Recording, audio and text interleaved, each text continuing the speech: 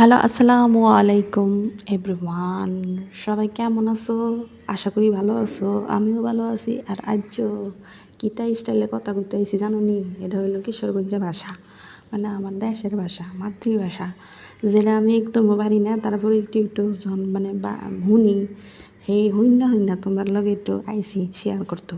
তো কেমন হয়েছে সবাই জানাইবা আমার ভাষাটা আর হইতেছে আমার রান্নাটা। আর যেটাই হোক আজকে আমি তোমার মুরগি কষা রান্না করতে আইছি, সেটা হলো দেশি মুরগি।